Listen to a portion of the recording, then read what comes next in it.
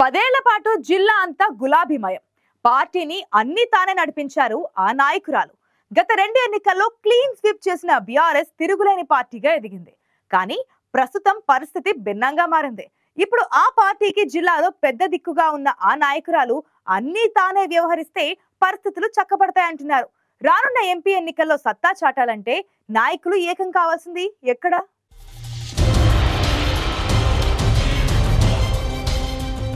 ఉమ్మడి నిజామాబాద్ జిల్లాలో తిరుగులేని పార్టీగా ఎదిగింది బీఆర్ఎస్. 2014, 2018 ఎన్నికల్లో క్లీన్ స్వీప్ చేసింది.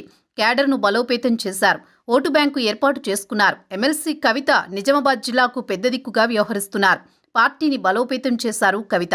అయితే మొన్నటి సాధారణ ఎన్నికల్లో ఉమ్మడి జిల్లాలో కేవలం 2 ఎమ్మెల్యే స్థానాలు మాత్రమే గెలుచుకుంది బీఆర్ఎస్. ఊహించని ఫలితాలు వచ్చాయి. ఈ ఫలితాలు జిల్లా బీఆర్ఎస్ నేతలను కంగు తినిపించాయి. సీనియర్ నేతలకు కూడా ఎన్నికలు చేదు అనుభవం చూపాయి.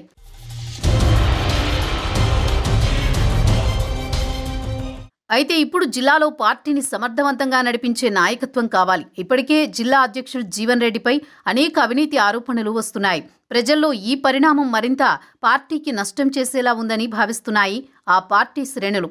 మొదట జిల్లా అధ్యక్షుడు మార్పు చేయాలని పార్టీ అధిష్టానం భావిస్తోందని తెలుస్తోంది. క్యాడర్ను పక్క పార్టీల వైపు వెళ్లనీయకుండా జాగ్రత్తలు తీసుకోవాలి. ఇప్పటికే చాలా మంది బీఆర్ఎస్ నాయకులు బీజేపీ, కాంగ్రెస్ వైపు మొగ్గు చూపుతున్నారు. మరో నెల రోజుల్లో సర్పంచ్ ఎన్నికలు కూడా రాబోతున్నాయి. ఈ సమయంలో బీఆర్ఎస్ క్యాడర్ను రక్షించుకోవడం ఇంపార్టెంట్గా మారింది ఆ పార్టీకి.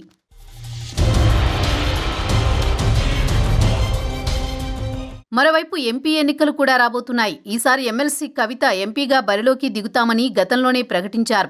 ఎక్కడ పోగొట్టుకున్నానో అక్కడే సాధించుకుంటానని చెప్పుకొచ్చారు.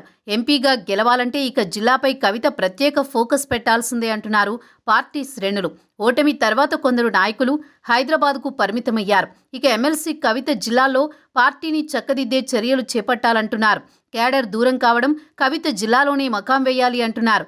అలా అయితేనే ఎంపీ ఎన్నికల్లో పార్టీకి విజయావకాశాలుంటాయంటున్నారు రాజకీయ విశ్లేషకులు.